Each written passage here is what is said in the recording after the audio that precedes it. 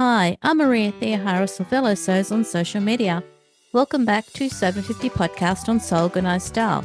Judith Staley and Sandy Back are here today to celebrate the 50,000 follower milestone reached by SewOver50 on their 6th birthday this weekend.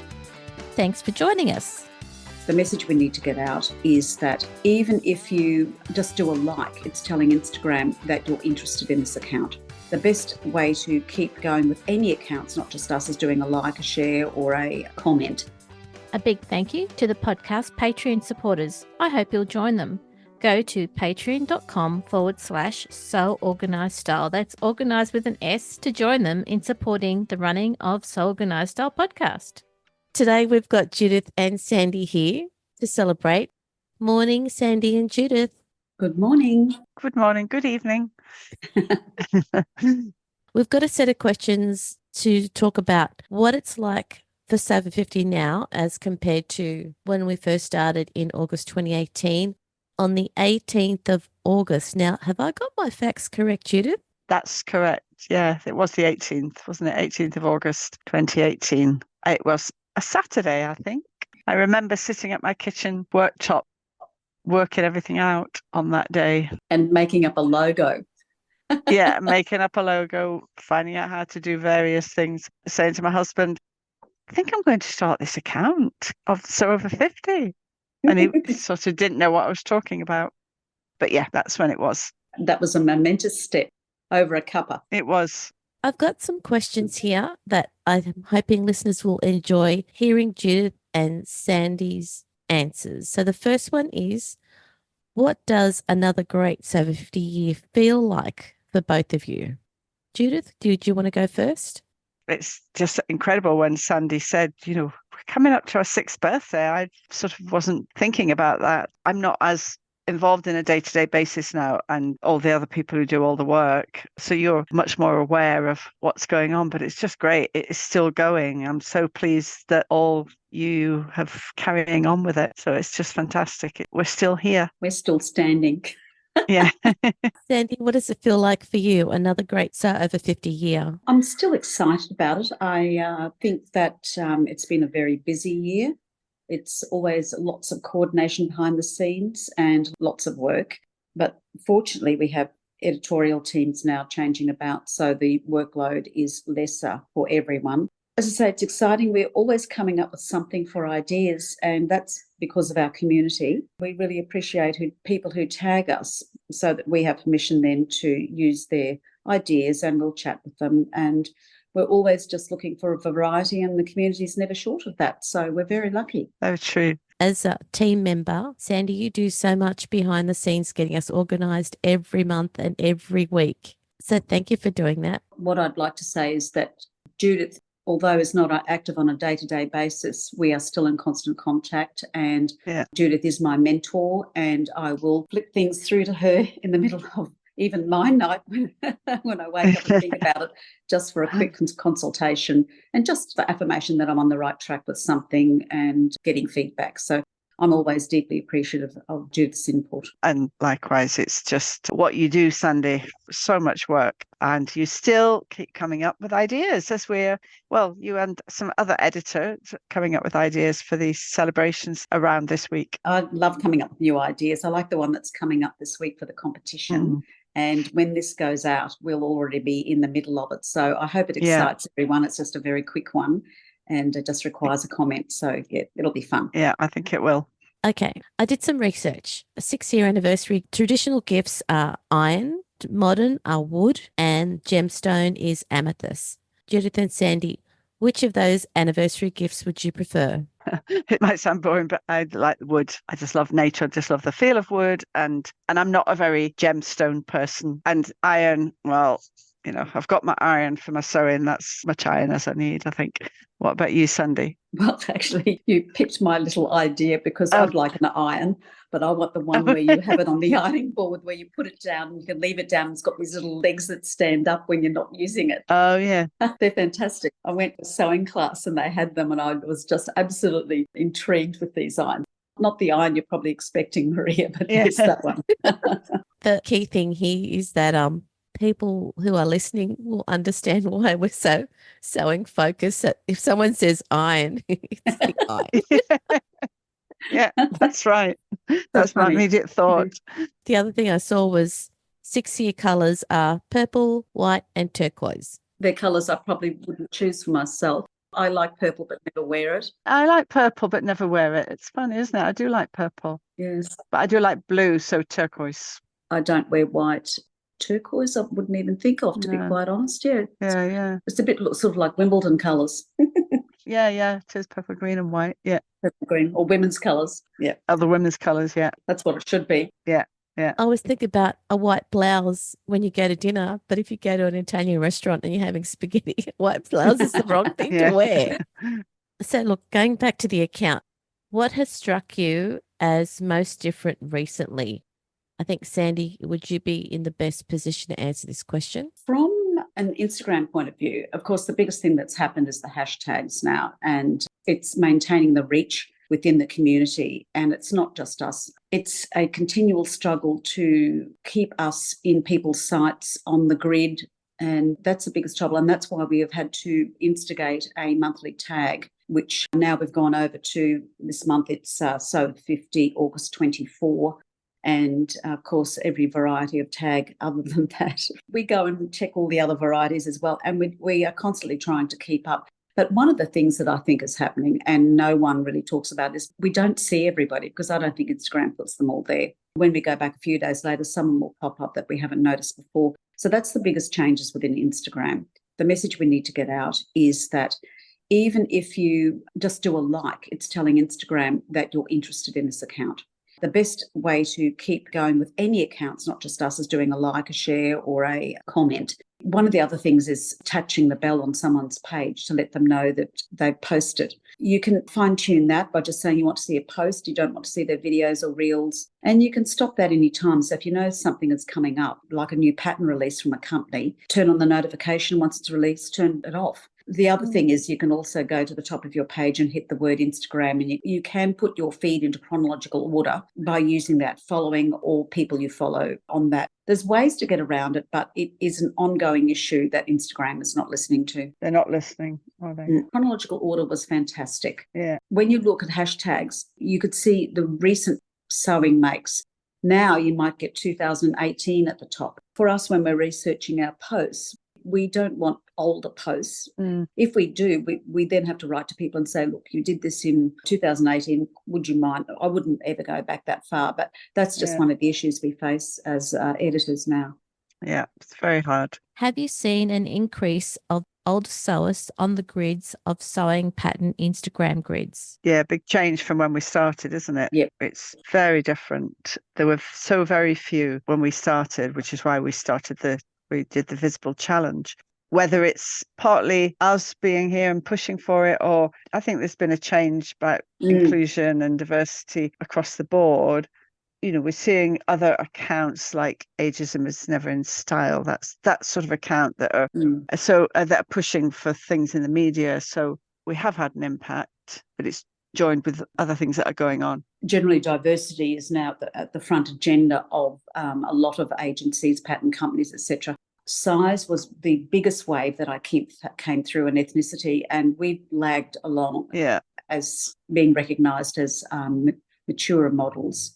That's evolving, and we've seen an awful lot more. I think when we did that SewOver50 Visible Challenge, we struggled to find a make that we actually wanted to sew. Yeah. But we joined in because we were waving the flag for inclusion and visibility. But now there are so many more models out there on the covers. I mean, there are still a lot of companies lagging who don't do any form of representation whatsoever. There's some companies that do it really well, and some that they'll have the odd one, and some that still aren't really doing it. Yes, and some do it occasionally and then forget about us, and it's like, checklist, whether it's us or not. But I think it's the general change within recognition by communities or PR that they're representing all people, not just tall, thin, white models.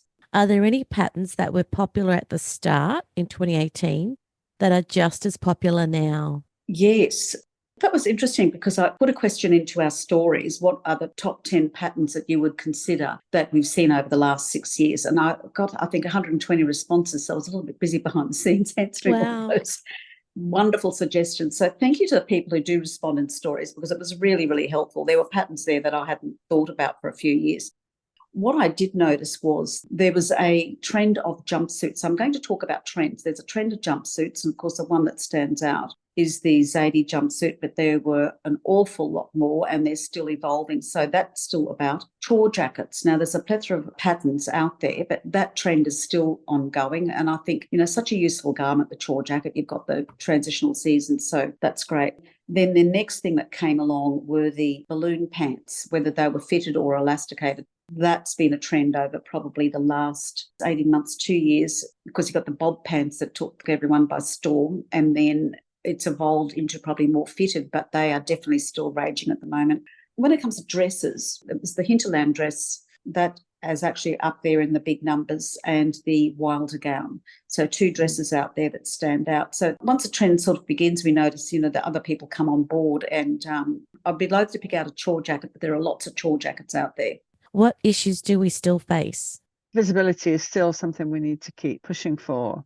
It is a lot better, but we still have to keep on pushing for it with pattern companies and giving them a little nudge now and again. Besides the Instagram issues, I'd say one of the issues we face by the general media pattern companies is about positively aging.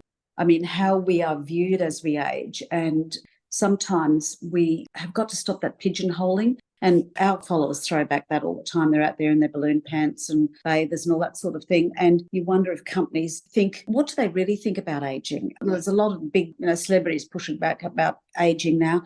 But the other thing that I think that we have to do is normalise aging. We're not perfect. Yeah. I would hate to be growing up today with being in your 20s and seeking out Botox and all that sort of stuff. I think as a SewOver50 community, I think we do really well in representing what normal aging is all about, and how vibrant, vital and enthusiastic and engaged you can be, and still up to date, and sewing clothes for yourself that has meaning for you. And doing that boosts your confidence in being happy, with aging well, because you can represent yourself in the way you want to. I think you go through a stage as you get older. Sometimes you lose your confidence. And I think by sewing the clothes that represent you, it gives you that confidence to go out. Yeah. You're not pigeonholed by the ready-to-wear clothes that probably don't fit anyway. Being able to dress how you like is one of our superpowers. Yeah, if you look at the hashtag, and all of us posing for photos, taking photographs of ourselves, putting it out there, there's confidence there. And there's also, I'm not bothered what anybody else thinks. This is what I want to wear. I'm not bothered what people think of me. Taking a photograph of myself and putting it on Instagram. I'm doing it because I want to. We wear what we want and all those things. And so many followers say, I hate taking photos, but I like seeing people in photos. So I'm going to do this too. And that's really heartening, isn't it, that they have that confidence to join in. Yeah. When we did start, Judith, we didn't have a lot of people modelling their clothes. They were on their mannequins. So you don't see a lot of that now. Those people who are shy, good on you for even, joining in and engaging. We'll take you as you come. We just want you to be part of the community. And there's some people who, for their job, don't want to show their face. Yeah. But the other thing I like is the humour as well, that people, the style, but also the humour that people put, with funny photos and have fun. We all need to have some fun, don't we? There's some funny ones that come through, and we pop those into stories or even a post, and it's quite hilarious. The other issue that I've found is the connection between people, no matter where you live. Yeah.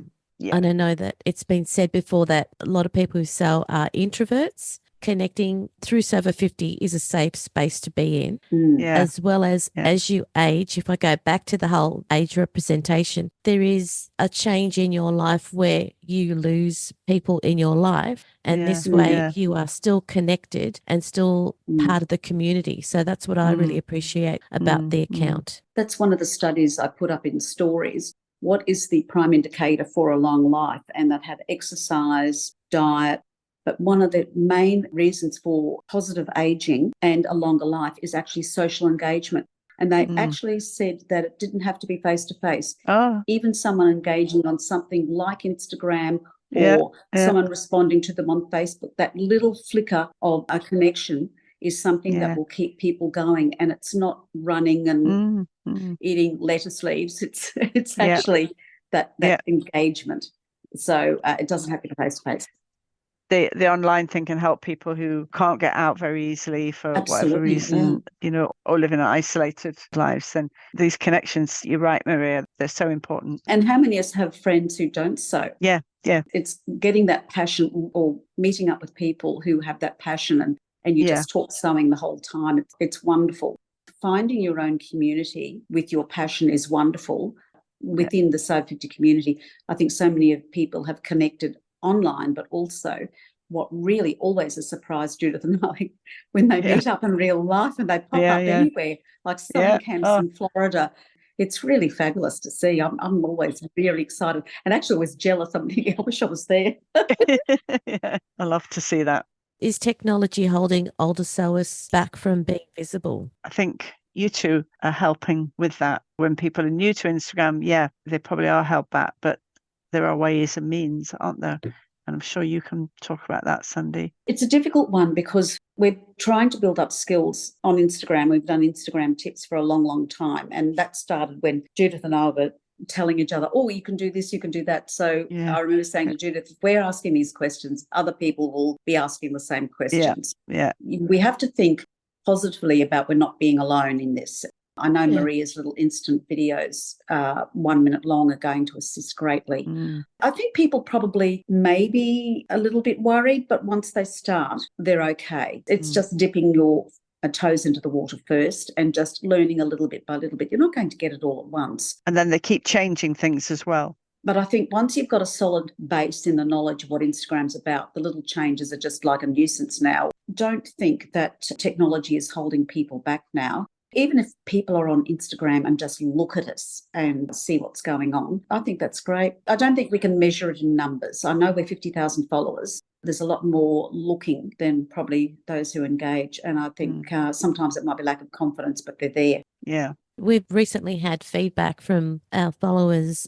They still are not confident to post and they're happy just to look, and that's fine. Yeah. Find your comfort zone because you're still there. You're still seeing new patterns come out, seeing what people are doing, being inspired. So, good on them. Yeah. Any last minute thoughts about the celebrations this week for SewOver50's 6th birthday? We started our celebrations on Tuesday with a history post of SewOver50. So if people have joined us after 2018, you may be interested to find out how Judith came about starting SewOver50 and when I came on board, her little sidekick just a little while later, and the ride that we've had over the 6 years.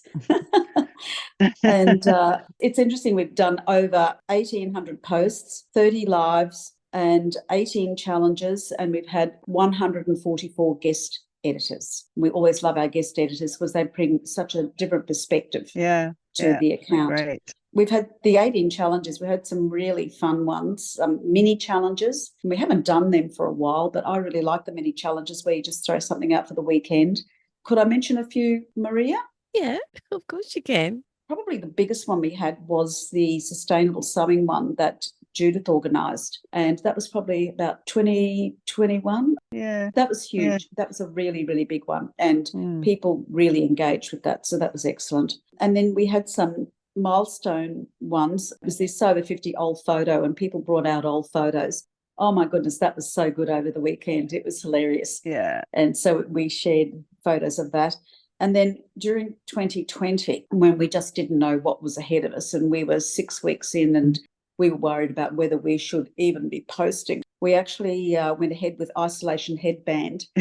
That was really fun. And so many new followers joined us then because everyone was doing much with their hair at that stage. The other one was SewOver50 Holiday and just posting, that was a mini challenge, posting themselves on location in an outfit. So we've had some great challenges over that time. And then on Thursday, we did the most popular patterns that we've seen over the 6 years. Oh, yeah. And we couldn't include them all, but I did ask in stories for ideas and so many memories came through with some of those most popular patterns. So if you haven't seen that post, then pop back and have a look at that. And then, of course, our competition started yesterday, which is Tell Us Your Sewing Label. And that's a great idea. We've had our editors give us their label that they'd like to have in the back of their garment. Looks like some really creative ones are coming through. So thanks to everyone who's joined in for that. Very good. Another lovely mini. A lot of the planning to get all this done was from Sandy, and a lot of research through Trish's. That particular post, she did a lot of work on that. A lot of work. Oh, a lot of work. When she presented the post to me, I thought, my goodness, how long have you spent on this? She trolled all the way down to the first post. So that's going through more than 1,800 posts down to the bottom. So, yeah, she's done a great job. Absolutely stellar. Both of you have done a lot of work on this. Thank you very much. Oh, it's been fun, actually. That's one thing I have to say is that SewOver50 still brings me a lot of excitement. Mm-hmm. As much as it's hard work, and I sort of think, yes, I need to step back more, it still is a joy to be creative and writing posts and finding people, and then getting a lovely positive response back from people who are featured. Yeah. You know, people say, oh, you made my day, and that sort of thing. It's really nice. It's lovely because it's lovely. We're dealing with real people out there who are sharing their garments and whatever they're making. So we're always very appreciative that they tag. We've finished all the questions about the anniversary. Any last thoughts? I'd just say again that it's incredible that the way the team have kept it going over the last year and a half, when it's just got so much harder because of Instagram making things harder. It's just incredible, all the work you all do in the team. And I'm sure the community really appreciate it. And they probably don't know the half of it, but they really appreciate that we're still here. We would not have continued if we didn't have our new editors on board, because it was just becoming too much. It's still hard work at times. I really do think we do provide a service like the dating agency that people talk about, where people meet up. And I think we do provide those connections. I think the day when SewOver50 does decide to step back, I think it's got such a good foundation within the sewing community that older sewers are recognised now. And I think, just onwards and upwards from here while we can. Judith and Sandy, happy birthday to SewOver50. Thank you very much. And thank you for coming on the podcast. And I hope people do join in the label competition this weekend. You've still got time, everyone. Thank you, Maria, for doing this and for putting it all together. Thank you, Maria. It's always lovely catching up with you. And you too, Judith. And you. Yeah, have a lovely day. Have a good day. This episode of SewOver50 podcast on Sew Organised Style, to celebrate the 50,000 follower milestone and 6th birthday of SewOver50, was produced by me, Maria Theoharis, with permission of Judith Staley and Sandy Back. Sound by bensound.com. Many thanks for the ongoing support of the podcast Patreon contributors. On patreon.com/Sew Organised Style, you can support this podcast every month for the cost of a coffee. Their ongoing support enables me to develop this podcast for free. You can subscribe to Sew Organised Style podcast, but with an S, not a Z, on all good podcast apps. Make sure you go back and listen to our free SewOver50 podcast archive on Sew Organised Style podcast. If you would like to contribute to the many ongoing posts and challenges the team promotes on the SewOver50 account on Instagram, direct message Sandy and the editorial team. The SewOver50 community has over 50,000 followers. We look forward to joining you in your sewing room next time. Stay safe, everyone.